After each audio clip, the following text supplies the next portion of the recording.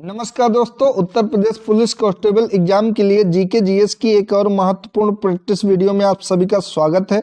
दोस्तों, इस वीडियो की पीडीएफ के लिए आप हमारे टेलीग्राम चैनल ऑन एग्जाम को ज्वाइन कर सकते हैं, जिसका लिंक नीचे कमेंट बॉक्स में पिन कर देंगे।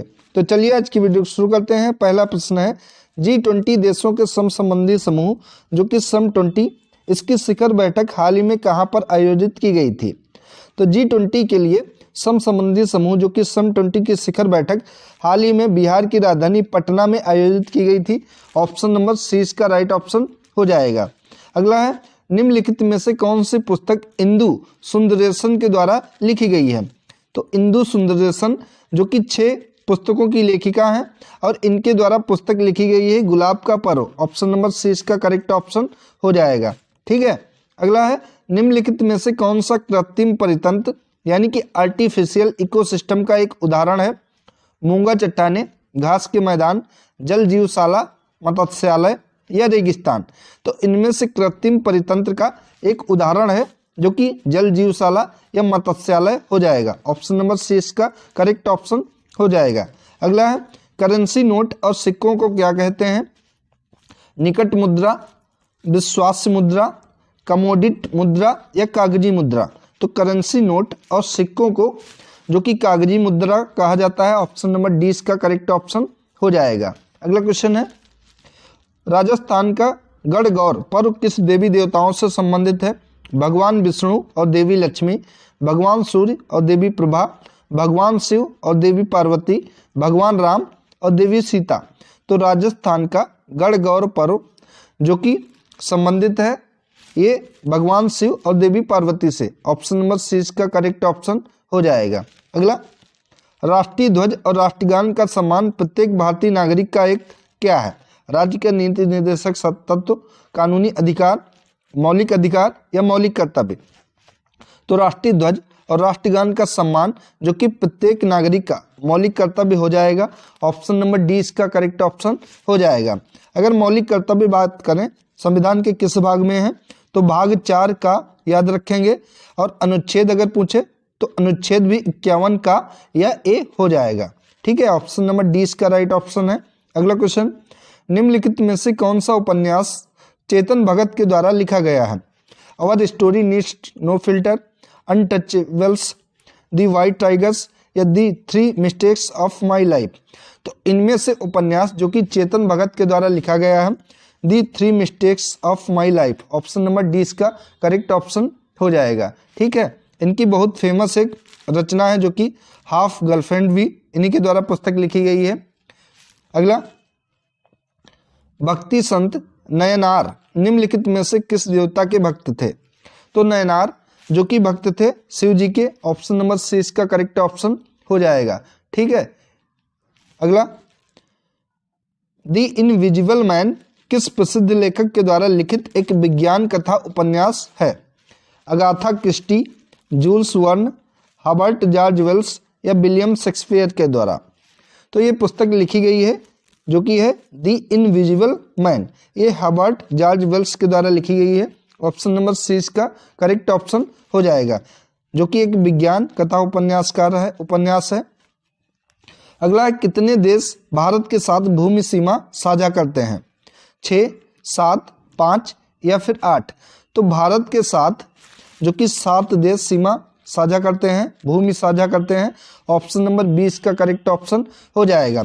इन 7 देशों में शामिल है जो कि पहला म्यांमार हो जाएगा, दूसरा आपका पाकिस्तान होगा, तीसरा नेपाल होगा, चौथा अफगानिस्तान होगा, और अफगानिस्तान की सीमा भारत से सबसे कम जो कि 106 किलोमीटर सिर्फ लगती है। ठीक है। पांचवा आपका हो जाएगा भूटान, छठा आपका हो जाएगा चीन, और सातवां आपका हो जाएगा बांग्लादेश।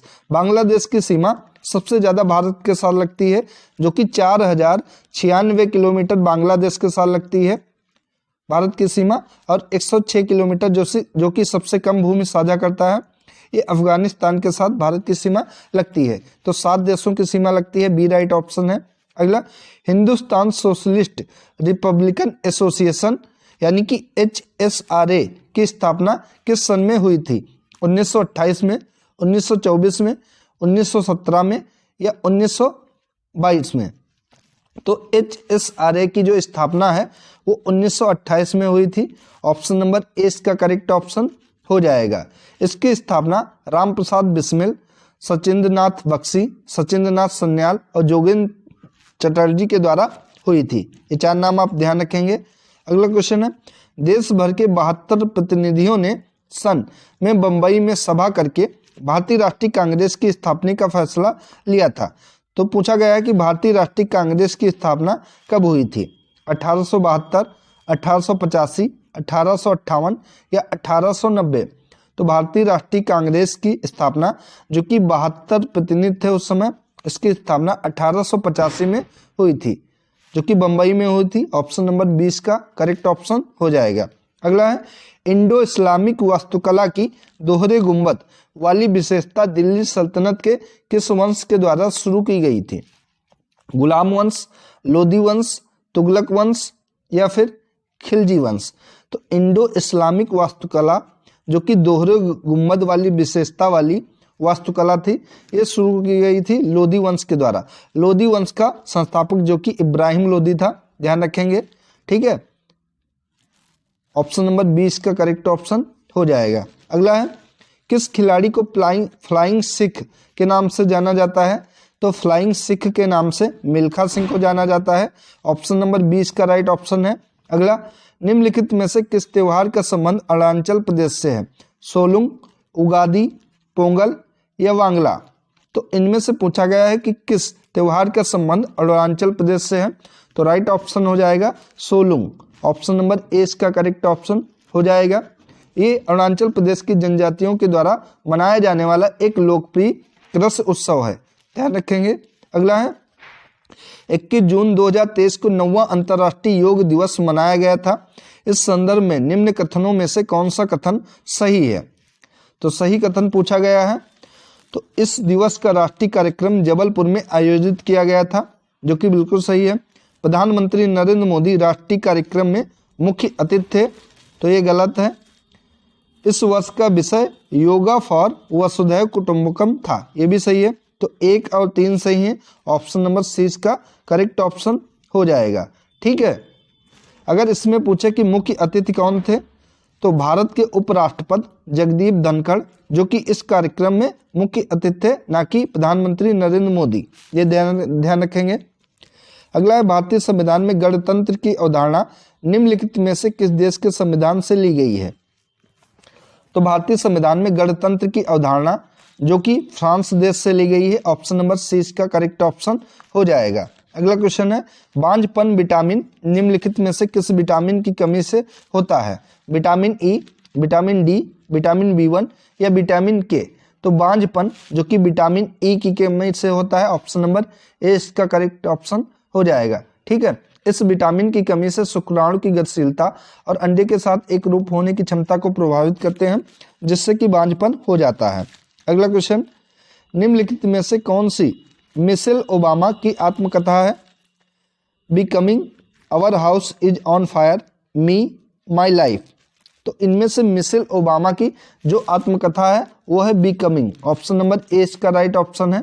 अगला, आज़ादी से पहले के भारत में गरीबी रेखा की अवधारणा पर चर्चा करने वाले पहले व्यक्ति कौन थे? तो इसका राइट ऑप्शन हो जाएगा Dadabhai Naoroji. Option number A correct option हो जाएगा।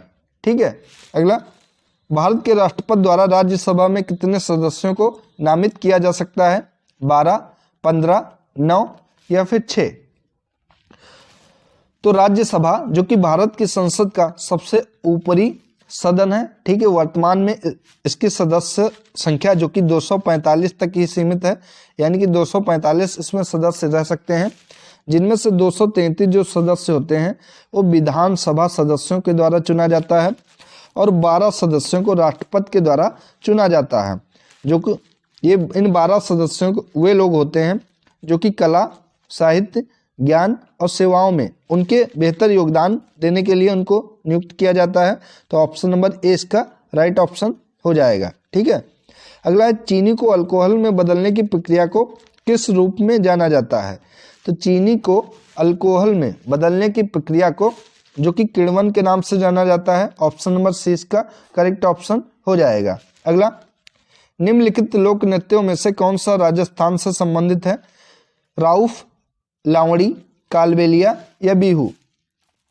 तो इनमें से राजस्थान से संबंधित लोक नृत्य है जो कि है कालबेलिया। ऑप्शन नंबर सी इसका करेक्ट ऑप्शन हो जाएगा। अगला, निम्नलिखित में से कौन पंडित बिरजू महाराज की एक शिष्या थी जिन्हें वर्ष 1992 में पद्मश्री और वर्ष 1999-2000 में संगीत नाटक अकादमी पुरस्कार से सम्मानित किया गया? तो ये कौन पंडित बिरजू महाराज की शिष्या थी?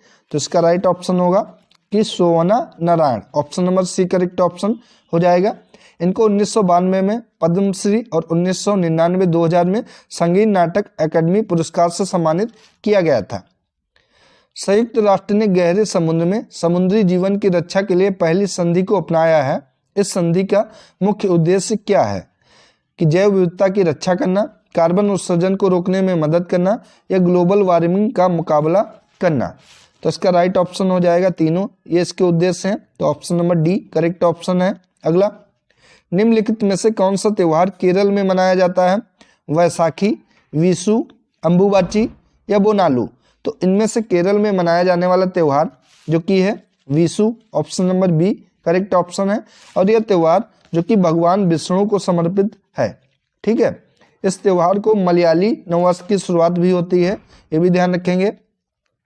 अगला है, अलकनंदा और धौलीगंगा नदी के संगम का स्थान क्या है?